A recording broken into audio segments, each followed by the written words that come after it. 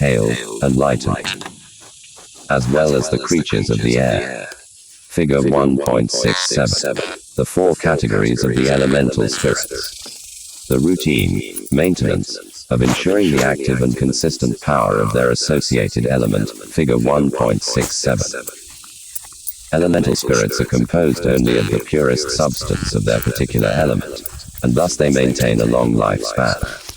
They do not, however, possess an immortal spirit, and will eventually dissolve back into their own particular element. It is dangerous to work with any spirit entity, especially elementals, before gaining some experience of them.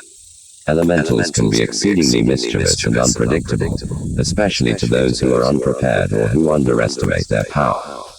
Angry elementals working together are truly an awesome thing to behold, especially since they are capable of manifesting the enormous power of nature itself.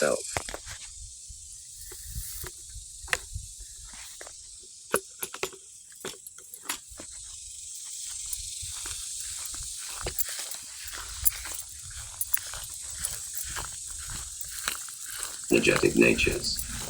The ancient sorcerers would then project themselves into the kingdom of each particular element in order to initiate contact with and eventually control these elemental beings. The Taoist sorcerers would later summon these beings into the physical world in order to initiate control over the natural environment, causing rain, hail, snow, etc. An elemental is never intrinsically evil. In its natural state it is innocent to behold and is both powerful and beautiful in its manifestation. Many elementals who exist at the higher spirit realms bask in spiritual atmospheres of devotion and divine significance. Some of these powerful elementals are commonly used in rituals of high magic and become involved in important ceremonies focusing on the energetic fusion of the supernatural powers of heaven and earth. Some of them linger in places of worship, invisibly urging disciples to emotionally and spiritually release more of themselves to the divine and energetically transform to a higher spiritual level. However, through human contact, certain elementals have developed a craving to absorb human energies and have transformed their original nature into one of demonic manifestation. Certain elementals that exist in the lower spirit realms have been contaminated over the centuries through encounters with powerful sorcerers who have constrained them to fulfill specific commands. Threatened, degraded, and familiarized with some of the most violent and negative human passions, these spirit entities have become a major concern for disciples of all occult practices. As a greater number of these lesser elementals learn from the negative passions of dark sorcerers, more and more elementals eventually go rogue and begin to avail themselves of human life force energies. This energetic result is often seen in specific forms of Elia. 97.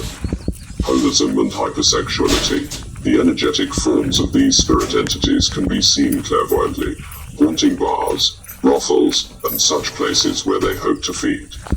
Where there is any feelings of guilt, which is basically a form of fear or fantasy, the individual's Wei Qi field is likely to become weakened.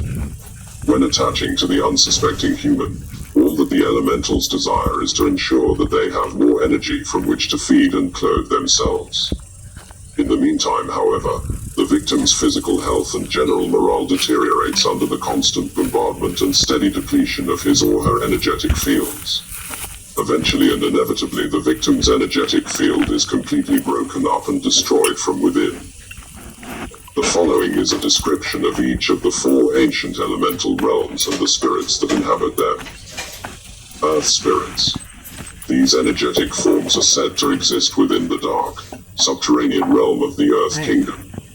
When manifesting in human form, they tend to have short, solid bodies, usually 2 to 4 feet in height, and are commonly known as the Little People.